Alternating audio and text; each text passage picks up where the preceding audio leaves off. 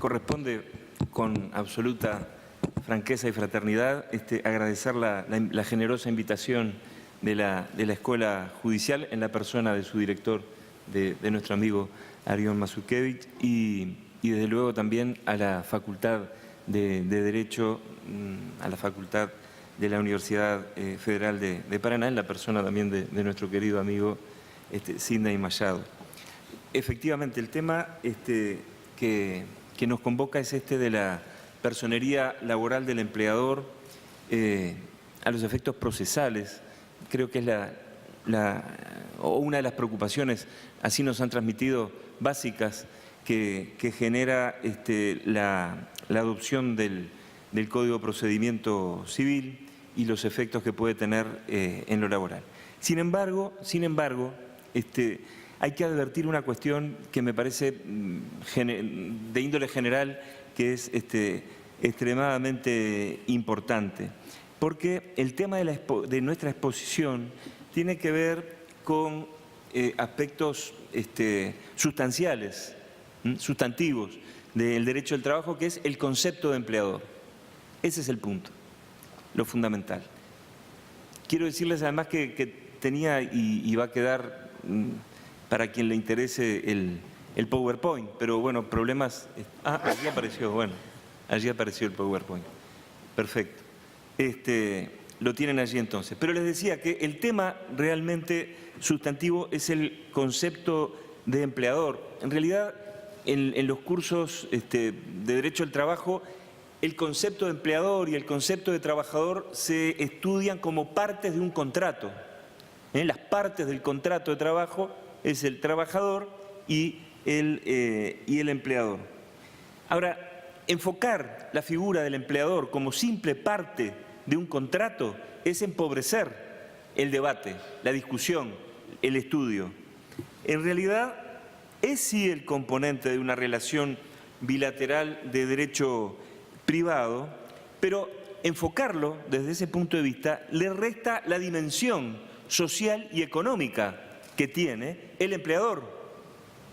Verlo como parte de un contrato es absolutamente insuficiente. La figura del empleador tiene una función social y económica muy relevante. Entre otras cosas, es el centro de imputación de las obligaciones laborales, que es también una forma más general de ver y de entender y de aproximarnos al problema que nos convoca. La cuestión procesal, entonces, sigue siendo adjetiva, sigue siendo una consecuencia de los acontecimientos que suceden en el campo de lo social y económico y en el campo del derecho sustantivo del trabajo. El derecho procesal, y aún el derecho procesal del trabajo, está mediado, entra tarde en escena cuando ya ocurrió el hecho del trabajo, el hecho social del trabajo y la significación económica del trabajo y su categorización jurídica en términos de contrato. Por eso es absolutamente relevante, indispensable, que todo estudio del derecho al trabajo, toda categorización jurídica del derecho del trabajo deba seguir la evolución de lo que está aconteciendo en el nivel social y económico. Un divorcio, un distanciamiento, una reclusión del tema jurídico-laboral en lo meramente formal es cristalizarlo, es hacerlo absolutamente inocuo, disfuncional, pierde el sentido de ser. La categorización y la cristalización jurídica en conceptos permanentes y en disposiciones de derecho positivo permanentes cristalizan y hacen inocuo el derecho del trabajo. Por eso, para estudiar el concepto de empleador, por eso para estudiar el concepto de huelga, de greve, antes que nada hay que ir a lo que sucede en el ámbito social, para recién después elaborar las teorías jurídicas. La teoría jurídica no puede estar divorciada de lo que hoy mismo está ocurriendo. No podemos hacer teoría jurídica ni en lo sustantivo ni en lo procesal a partir de de conceptos elaborados hace 50 años, por más que hubieran sido conceptos extraordinariamente válidos y de muy queridos profesores en ese momento. El derecho del trabajo, el sustantivo y el procesal, entonces, no deben enmohecerse, detenerse, deben seguir la dinámica del cambio de lo que ocurre a nivel social y a nivel económico.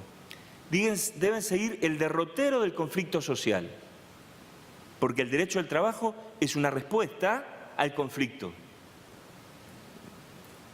Hay quienes dicen que es una respuesta protectora, igualitarista. Hay otros que, más desconfiados, los filósofos de la sospecha, dirán, bueno, en realidad el derecho al trabajo protege, pero para que todo más o menos quede como está.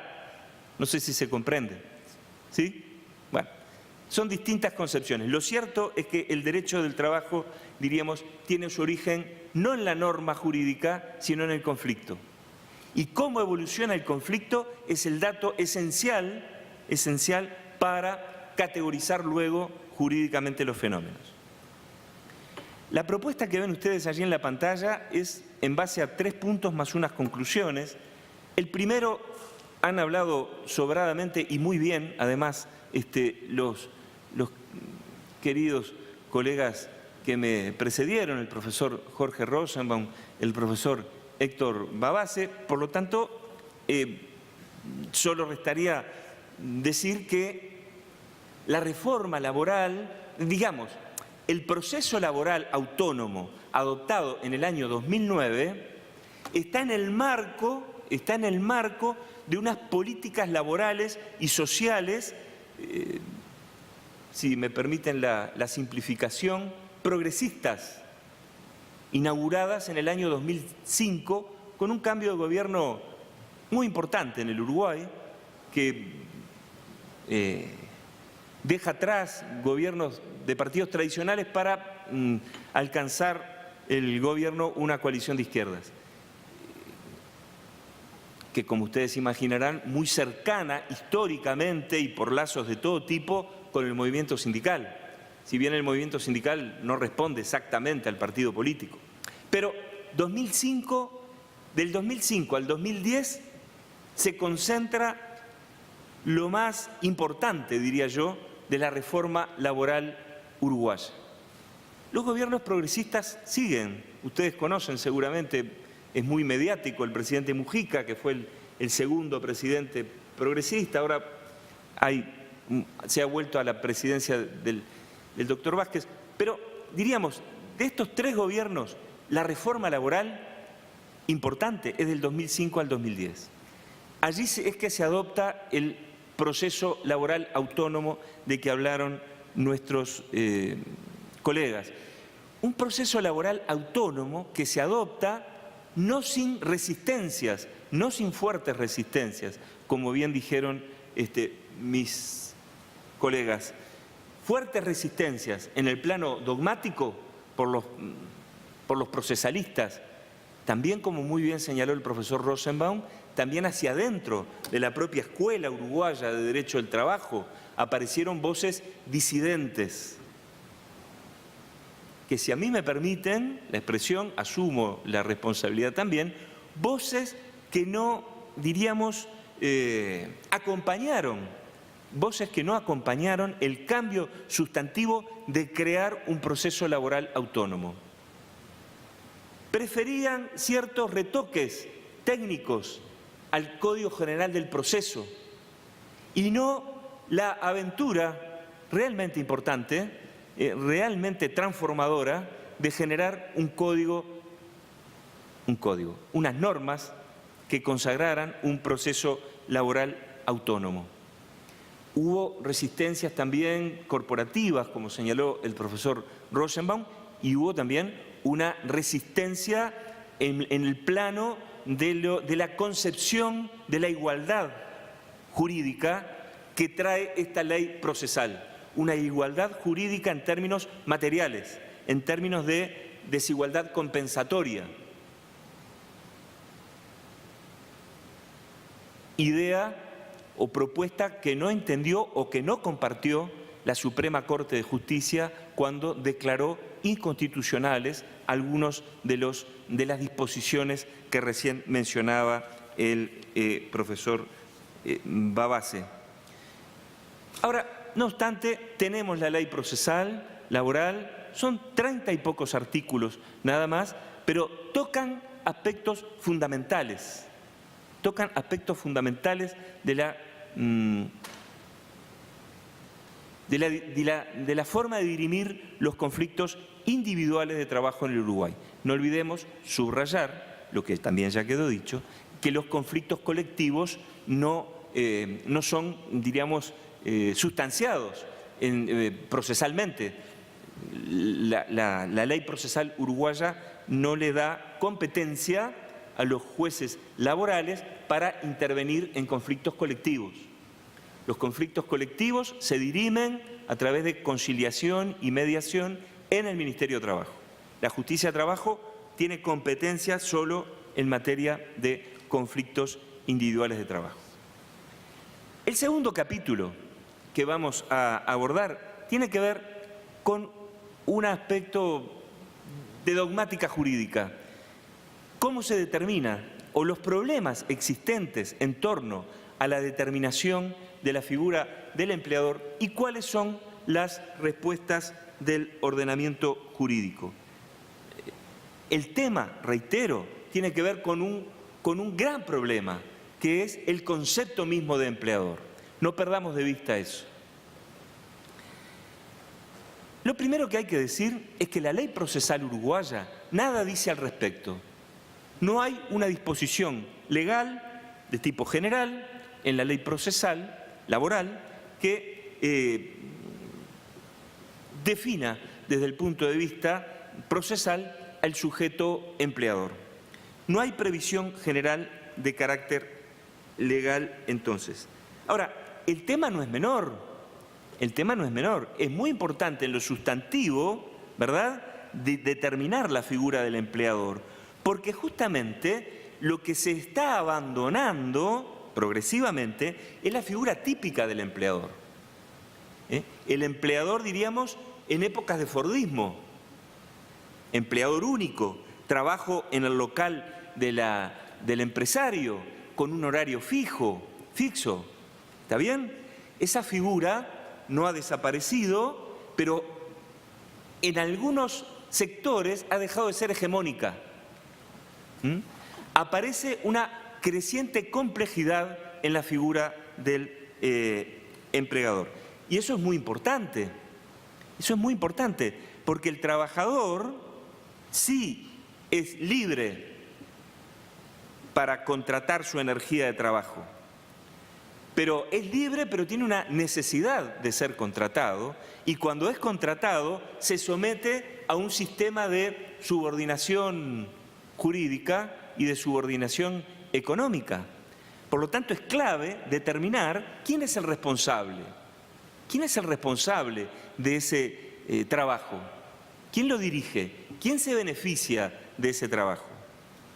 Porque va a ser justamente aquel sujeto que sea imputado desde el punto de vista procesal para responder por las deudas laborales.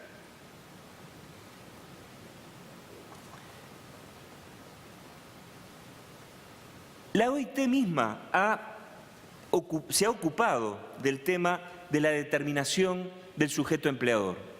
El producto, el resultado de esa preocupación es muy interesante. Está consagrado en la recomendación 198 de la OIT. Es extraordinariamente interesante, extraordinariamente moderna, diríamos, extraordinariamente acorde con los fenómenos sociales y económicos que ocurren en la esfera extramuros del derecho del trabajo. ¿Por qué? Porque la recomendación 198 lo que dice es que para determinar el tipo de relación jurídica existente, si es arrendamiento de servicios, si es contrato de trabajo, etcétera, hay que estar al modo como se ejecuta el trabajo. Esto es muy importante, es el principio de la realidad. ¿verdad? No hay que estar a las formas jurídicas, no hay que estar a las definiciones de empleador, ni de contrato, ni de trabajador.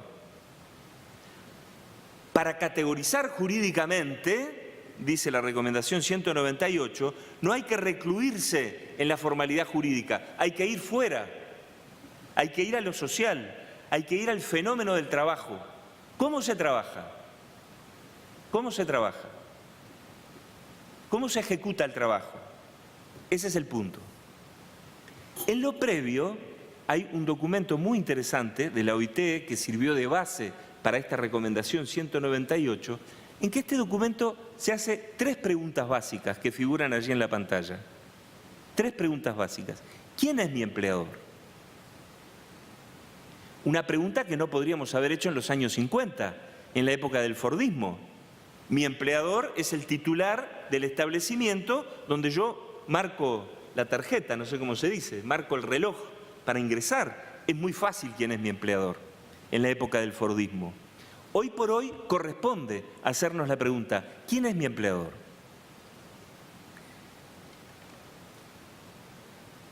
¿Cuáles son los derechos del trabajador? Lo discutíamos ayer en unas jornadas en la Facultad de Derecho de la Universidad Federal de Panamá. ¿Cuáles son los derechos de Paraná, perdón? ¿Cuáles son los derechos del trabajador? ¿Son los derechos que le asisten o que le corresponden de acuerdo a su empleador directo? ¿O son los derechos del empleador muchas veces difuso, complejo, en el cual la empresa o su empleador directo trabaja en un margen mucho más amplio? ¿Cuáles son los derechos aplicables? Y en tercer lugar, ¿quién responde por esos derechos? ¿Quién responde por los créditos laborales que se generen? Acá, en esta pantalla, lo que hacemos es un intento de sistematización de cuáles son los problemas y cuáles son las soluciones propuestas. Sería posible hacer un cuadro, ¿verdad?, de doble entrada, problemas y soluciones. Desde nuestro punto de vista y en lo referente a la figura del empleador, en los aspectos sustantivos y procesales, hay 3 problemas básicos. Primer problema, falta de información del trabajador. Segundo problema, falta de información respecto a quién es su verdadero empleador. Segundo problema, casos de simulación, ocultamiento o fraude, para eludir la aplicación del derecho del trabajo. Y tercer problema, en lo que hace a la identificación del empleador, casos de insuficiencia en la protección laboral. Casos en que mi empleador directo es insolvente, pero yo como trabajador encuentro una serie de sujetos que se benefician, que se apropian de mi trabajo, pero no son mi empleador directo. Por lo tanto, yo tengo una insuficiencia si identifico a mi empleador como mi empleador directo. Entonces, falta de información, simulación e insuficiencias en la protección son, desde mi punto de vista, los problemas en torno a la figura del empleador. ¿Cuáles son las soluciones? Las soluciones vienen del lado de la norma sustantiva, con incidencia procesal, normas que atribuyen responsabilidad, por ejemplo, las normas sobre subcontratación existentes en Argentina, en Chile, en Uruguay. En segundo lugar, un segundo tipo de respuesta o de solución, el papel de la cultura jurídica. El papel de la cultura jurídica es muy importante. La cultura jurídica, la dogmática jurídica, debería ser estudiada, y creo que es estudiada de esa manera en muchas universidades, como parte del ordenamiento jurídico. El ordenamiento jurídico no son solamente las normas legales, constitucionales, reglamentarias. La cultura jurídica es muy importante. El conjunto de tradiciones. En el Uruguay es muy fuerte, ha quedado dicho, la obra de nuestros grandes maestros, Pla Rodríguez, Artú, Barbagelata, Hermida. Esa obra, esa cultura jurídica ha sido muy importante en el Uruguay. Nos llevaría mucho tiempo y estaríamos muy fuera de tema si nos refiriéramos a la gran influencia que tuvo la cultura jurídica en el Uruguay en el derecho. Pero nos vamos a referir más adelante, sí, a lo que hace a la figura del empleador. Y el tercer tipo de respuesta son las construcciones jurisprudenciales ante los vacíos legales. ¿Cuáles son, y este es el tercer punto, cuáles son las soluciones del derecho positivo, sustantivo y procesal uruguayo? Cuando hablo de derecho positivo, mejor debería decir cuáles son las soluciones del ordenamiento jurídico uruguayo, para integrar también las cuestiones que hacen a las elaboraciones jurisprudenciales y a los elementos de la dogmática jurídica. Y lo vamos a ver problema por problema. Primer problema, falta o inexactitud de información por parte del trabajador. El trabajador muchas veces no conoce, no tiene conocimiento del tipo de vínculos jurídicos por los cuales se relacionan los sujetos que aparecen como empleadores. No saben si son accionistas o si son titulares de otras empresas o si tienen un subcontrato o un contrato de suministro. No conocen muchas veces el tipo de relación jurídica existente. Sobre este primer problema vamos a ver en el derecho uruguayo dos tipos de soluciones, de ensayo de soluciones. La primera, hay algunas disposiciones procesales. Hace un momento el profesor Babase mencionaba el artículo 350.3 del Código General del Proceso, que se aplica de manera subsidiaria al proceso laboral autónomo. Es posible, de acuerdo a esta disposición, que si el trabajador justifica que no tuvo suficiente información, pueda modificar la demanda, aún después de haber sido contestada. En la audiencia, el trabajador debe justificar que no tuvo conocimiento de ciertos hechos y puede modificar la demanda. Es poco usual, yo lo he visto muy poco, pero es una posibilidad. Otra forma de enmendar los déficits de información que pueda tener el trabajador es una disposición de la Ley Procesal Laboral que hace que cuando el empleador es convocado, citado a audiencia administrativa previa al juicio, tiene la carga o empleador de denunciar si hay un tercero comprometido en ese trabajo. Y si no lo hace, la consecuencia es que será visto como una presunción contraria a su interés durante el proceso. Existe también una norma sobre deber de dar información al trabajador cuando va a ser empleado a través de una empresa suministradora de mano de obra. Estas son disposiciones puntuales, algunas procesales, otras sustanciales, pero con incidencia procesal. Pero existen también construcciones doctrinarias y jurisprudenciales para, diríamos, dar una solución, dar una respuesta a esta falta de información del trabajador. En primer lugar, justamente la teoría de la personería laboral del empleador, a la cual me voy a referir más adelante. Y en segundo lugar, hay algunos mecanismos de detalle, no voy a entrar en esto porque sería fatigoso realmente, pero hay algunas posiciones de la doctrina procesalista acerca de la valoración de la prueba y aún el poder del juez de variar la calificación jurídica que de los hechos hacen las partes. Es posible que dentro de los poderes del juez laboral pueda variar la calificación jurídica que de los hechos hacen las partes. Eso no afectaría, según estas posiciones, el principio de congruencia. Vamos al segundo problema. El segundo problema que señalábamos es el de la simulación u ocultamiento del empleador, perdón. Aquí nos vamos a encontrar con, diríamos, uno de los grandes edificios de la doctrina laboral uruguaya, que es el libro Los Principios de Derecho del Trabajo del profesor Plá Rodríguez, que ha tenido una edición última el año pasado y que ha tenido también hace poco tiempo una edición en LTR, que tuvimos el gusto de prologar. La simulación u ocultamiento del trabajador, del empleador, coadyuva, diríamos, refuerza la debilidad, la hiposuficiencia, diría Cesarino Jr., la hiposuficiencia del trabajador y la falta de información.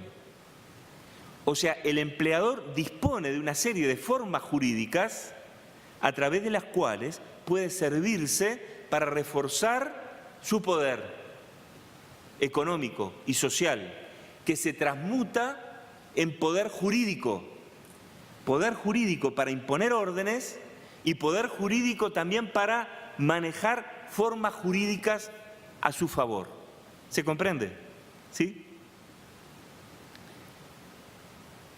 Estas construcciones doctrinarias y jurisprudenciales son en nuestro país básicamente los aportes que ha hecho el profesor Plá Rodríguez a través del principio de primacía de la realidad y el principio protector. El profesor Plá, esta es una breve cita nada más, el profesor Plá dice que el principio de primacía de la realidad ha de aplicarse en materia sustantiva y en materia procesal. Y el principio protector, nada más y nada menos, y acá rompemos la igualdad formal en el proceso, el principio protector también tiene una manifestación en el ámbito procesal. La regla, decía Plá, de indubio pro operario, o sea, en caso de duda, interpretar a favor del trabajador, se aplica, según Plá Rodríguez, no solamente en relación a la interpretación de los textos, sino que se aplica también en la interpretación de los hechos traídos a juicio. Plá dice que las mismas razones de desigualdad compensatoria que dieron origen a la regla en caso de duda a favor del trabajador, justifica que se extienda al análisis de los hechos, ya que el trabajador, por lo general, tiene mucha mayor dificultad que el empleador para probar ciertos hechos. Esto es sabido por todos y no merecería demasiada desarrollo. El principio de primacía de la realidad, entonces, diríamos, acude en favor de estas interpretaciones rupturistas de la igualdad formal procesal. Los principios funcionan sistemáticamente. Aplicamos el principio protector, regla indubio pro operario, podemos aplicar conjuntamente también el principio de primacía de la realidad. Los principios concurren de diferente manera para dar una solución coherente con el sentido de desigualdad compensatoria en materia laboral procesal. Desde luego que la jurisprudencia uruguaya ha hecho uso creciente, no suficiente todavía, de la recomendación 198 de la OIT para fundamentar de mejor manera la aplicación del principio de primacía de la realidad. El tercer problema es el problema vinculado, como les decíamos, a las insuficiencias en la protección laboral. La propia OIT, en el año 2003-2004, cuando trabajó de manera previa a la adopción de la recomendación 198, encontró que el concepto de subordinación jurídica no da respuesta adecuada. ¿Por qué? Porque el concepto rígido, atención, el concepto rígido de subordinación jurídica, categoría jurídica laboralista, ya no se ajusta a lo que pasa en la sociedad y en la economía, ¿verdad? Ya no se ajusta. Aquí hay una serie de trabajadores, de personas que trabajan de manera dependiente, económicamente dependiente, que no encuentran encastre con el concepto de subordinación jurídica. Si aplicamos el concepto de subordinación jurídica rígidamente, quedan sin protección. Por lo tanto, estas relaciones triangulares de trabajo, subcontratación, suministro de mano de obra, intermediación, necesitan de un concepto distinto, más amplio de empleador. El empleador típico no da respuestas en términos de protección laboral, porque ha cambiado, reitero, la realidad de sustento de esa categoría jurídica. ¿Cuáles son las disposiciones sustantivas, entonces, con que nos encontramos en el caso uruguayo? Hay algunas disposiciones de detalle que ustedes ven allí en la pantalla. El pago de la licencia en caso de transferencia del establecimiento, responsabilidad de los socios de la SRL, no importaría tanto. Quiero centrarme en el régimen de solidaridad y subsidiariedad de las leyes, de las normas sobre tercerización. Fundamentalmente la ley 18.251, si les importa el número, aunque el número no importa tanto en estas cuestiones. Responsabilidad solidaria o subsidiaria para el caso de la subcontratación, del suministro de mano de obra y de la intermediación laboral. La regla es que el contratante principal o el usuario indirecto del trabajo humano es responsable solidariamente,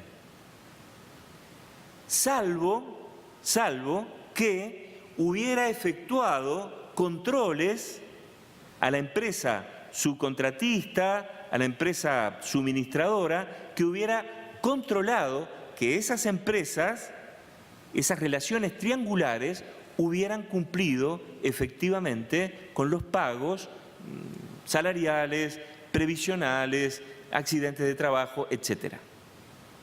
O sea, la regla es la solidaridad, salvo que el empresario principal, reitero, hubiera efectuado controles y pudiera probar, pudiera demostrar judicialmente que hizo esos controles.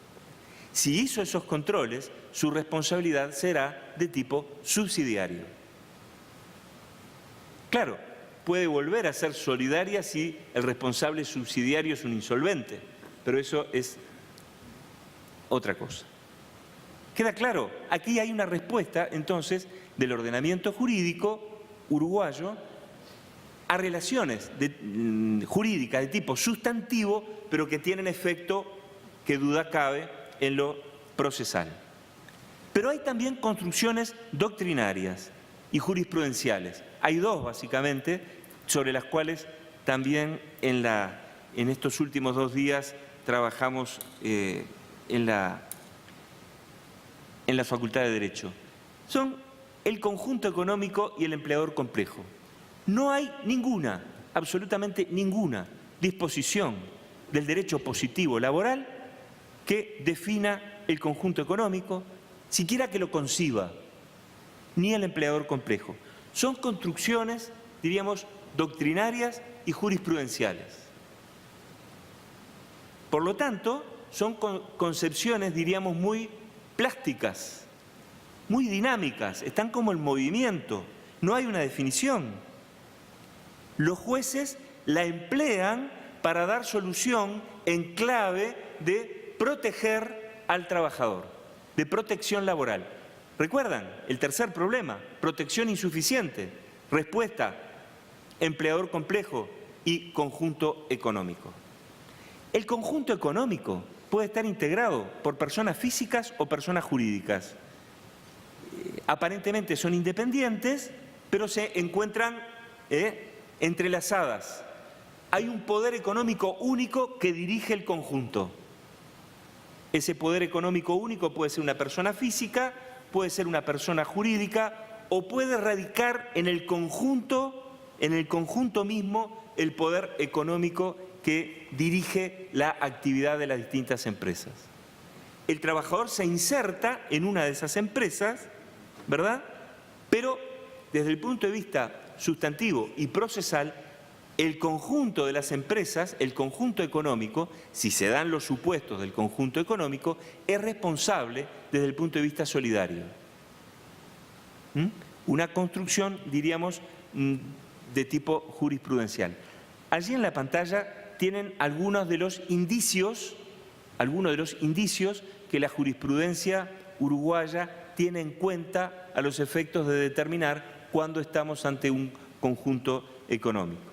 Dirección única o administración, gestión, domicilios comunes, cierta jerarquía entre las empresas, trasiego de tecnología, trabajador que va circulando entre distintas empresas del conjunto, etcétera. Lo pueden ver luego con más tranquilidad. Y la otra figura es la del empleador complejo. La del empleador complejo. Inicialmente, cuando no existían normas sobre responsabilidad solidaria o subsidiaria en el caso de la tercerización, inicialmente la figura del empleador complejo era aplicada por los jueces para los casos de suministro de mano de obra. Como ahora existe una norma sobre suministro de mano de obra, la figura del empleador complejo ha quedado como residual, ¿verdad? Se aplica cuando sea necesario en clave de insuficiencia de la protección laboral. ¿Cuál es la diferencia entre empleador complejo y conjunto económico? Ya que no tenemos definiciones legales a las que somos tan afectos los abogados.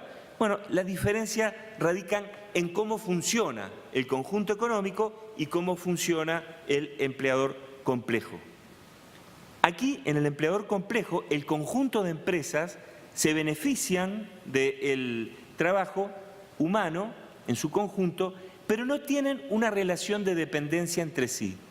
Muy probablemente esta figura sea empleada para el caso de coordinación de empresas, redes de empresas, consorcios de empresas, etc. ¿Queda claro? Ahora, puede quedar claro en la medida que sea posible, porque reitero, son figuras plásticas, están en movimiento, están en cambio, están en mutua tensión, en muy fuerte tensión, según vamos a ver ahora en estas rápidas conclusiones. Conclusiones, entonces. La complejidad del ordenamiento jurídico, entonces, hace que, como ustedes vean, este gran problema, que es el concepto de empleador, vuelvo al inicio, vuelvo a la semilla, ¿verdad? Vuelvo al inicio, el gran problema es el concepto de empleador. Por lo tanto, la complejidad del ordenamiento jurídico hace que las respuestas sean múltiples. Vengan del lado de la dogmática, de la doctrina, vengan del lado de la jurisprudencia, de los principios, de la ley misma y hasta de los convenios colectivos. Una categoría que nos quedó totalmente fuera del trabajo, pero que sería interesante trabajarla. Lo cierto es que, como mencionaban los profesores Rosenbaum y Babase, la cultura jurídica uruguaya va muy en la dirección de asignar al bloque de constitucionalidad una extraordinaria importancia, lo cual, de algún modo, no es otra cosa que este enfoque centrado en derechos, como ha dicho Amartya Sen en la Conferencia Internacional del Trabajo del año 1999, cuando se presenta la idea de trabajo decente.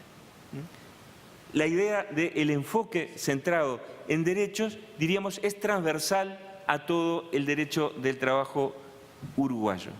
No obstante, también hay que decir, y con esto terminamos, ahora sí, también hay que decir que estas figuras del empleador complejo y del conjunto económico para reconfigurar, para rearmar, como decía hoy Pedro Nicoli, ¿verdad?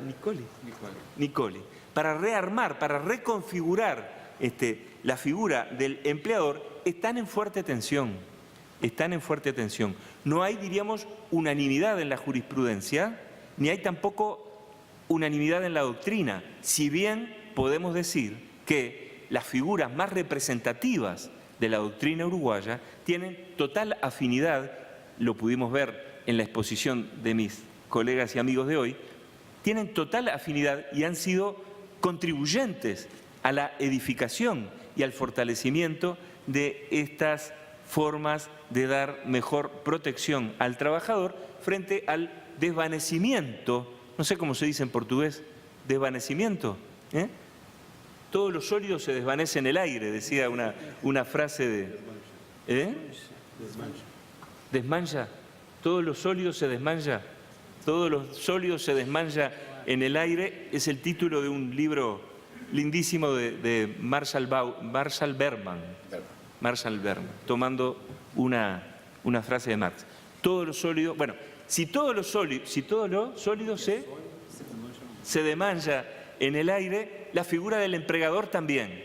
Es tarea nuestra, de los tribunales, de la dogmática, rearmar esa figura para dar mejor protección, que es el sentido fundamental del derecho del trabajo. Muchas gracias.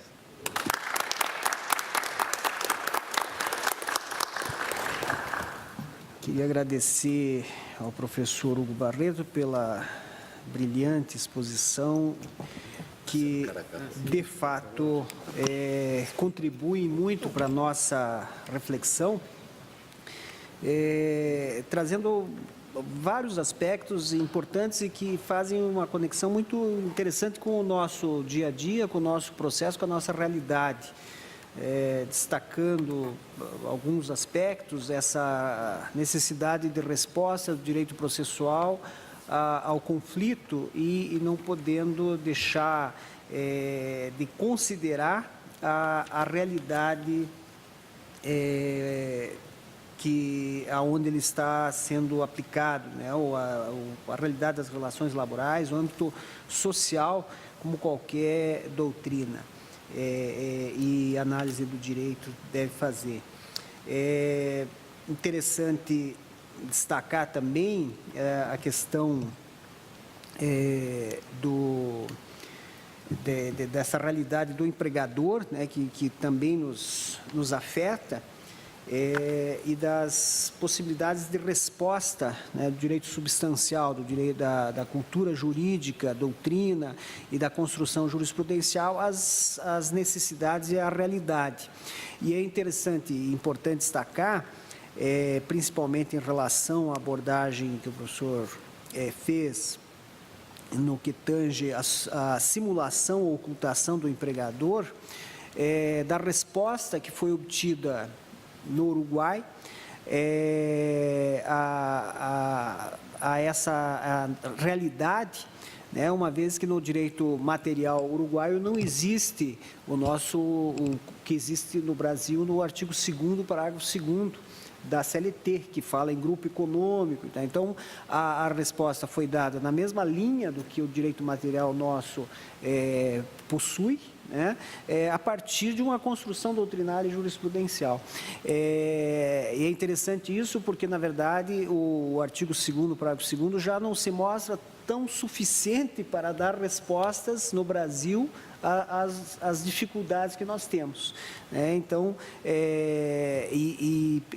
me parece que a jurisprudência e a doutrina foram até além do que o artigo 2º, parágrafo 2º permite, embora a nossa jurisprudência, a nossa doutrina tem caminhado na mesma linha também para tentar responsabilizar esse conjunto econômico ou empregador complexo nessas relações que cada vez se tornam mais complexas e ocultas, né, nas relações de trabalho. Então, muito importante essa reflexão e como caminha, né, o direito do trabalho, o direito processual do trabalho, em realidades sociais próximas, mas não iguais, né, e com mecanismos diferentes, mas com muita semelhança, né, porque as nossas dificuldades são as mesmas que o direito uruguaio se defronta e tem superado.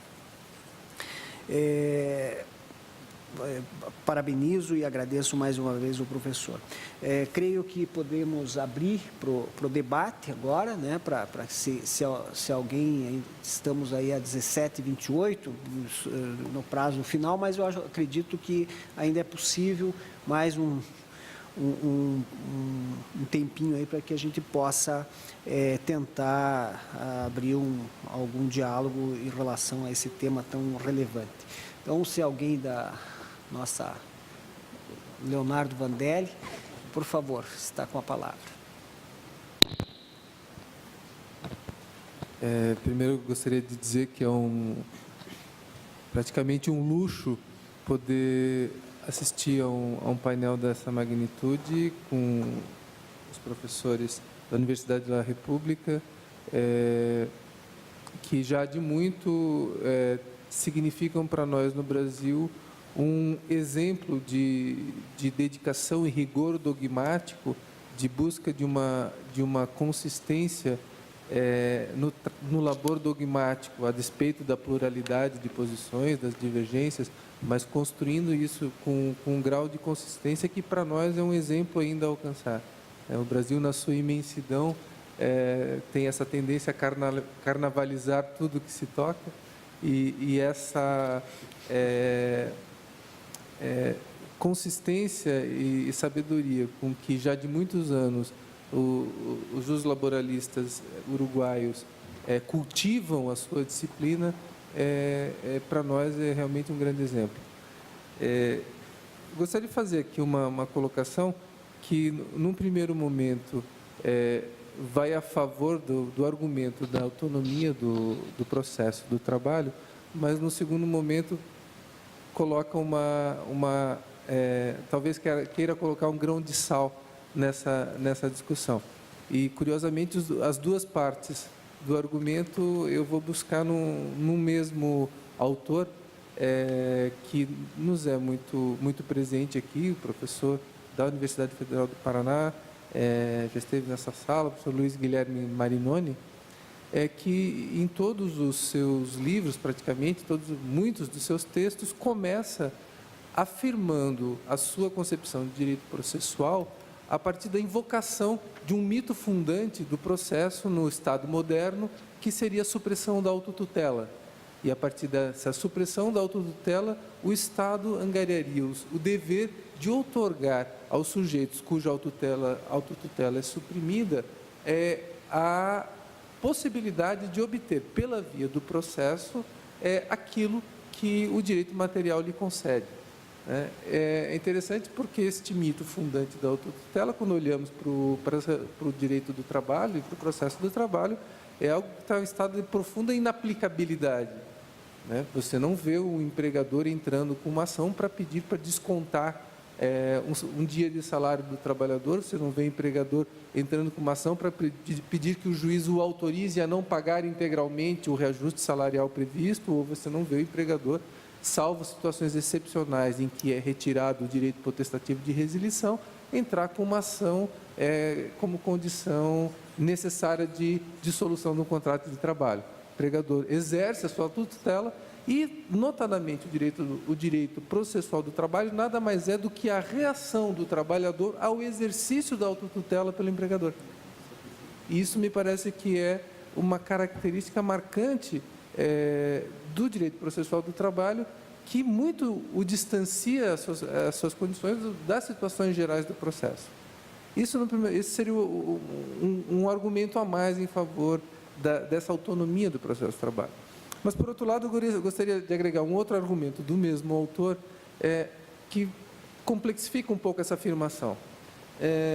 No sentido de que, não só Luiz Guilherme Marinoni, mas toda uma tradição de processualistas brasileiros, sobretudo a partir de Ovídio Batista da Silva, desenvolveu largamente a ideia de instrumentalidade do processo, de que o processo não é um fim em si mesmo e o processo sequer se destina à composição da lide, mas o processo se destina a realizar o direito material. Ou seja, o direito de ação significa um direito a uma tutela do Estado que lhe propicie alcançar tanto quanto possível aquilo que o direito substancial lhe assegura.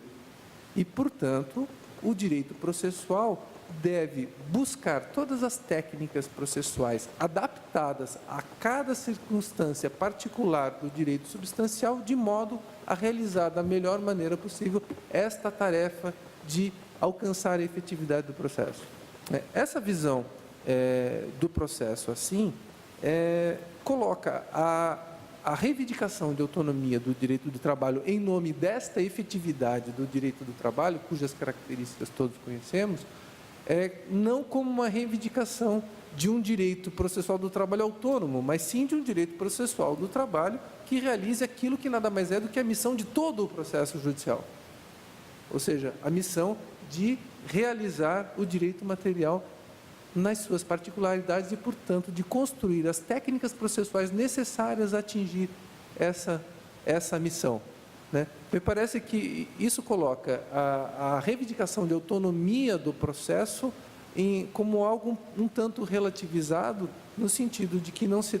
Sim, se trata de construir uma concepção de processo do trabalho profundamente adaptada e a serviço da realização do direito material do trabalho, sim, mas esta afirmação não seria uma afirmação de oposição ou de distanciamento do direito processual comum, mas sim uma opção teórica em nome de uma das diferentes vertentes da teoria geral do processo, que são sustentadas, inclusive, dentro do próprio direito processual comum e com larga difusão, pelo menos em diversos países, inclusive no Brasil. Então, gostaria de colocar essas ideias para a reflexão dos colegas, aproveitando essa presença maravilhosa dos professores uruguaios, no momento em que nós discutimos a introdução do Código de Processo Civil e os reflexos desse Código de Processo Civil no processo de trabalho, às vezes, de uma maneira muito pontual, vocês nos estão propiciando aqui um sério retorno aos fundamentos que me parece que vão nos situar muito melhor nesse debate que vem depois. Muito obrigado. Obrigado, Leonardo. Mais alguém quer perguntar? Não sei se querem responder já ou preferem ter mais alguém que quer fazer alguma formulação de pergunta? Não? Então, quem gostaria de responder aqui o questionamento? Professor Hugo.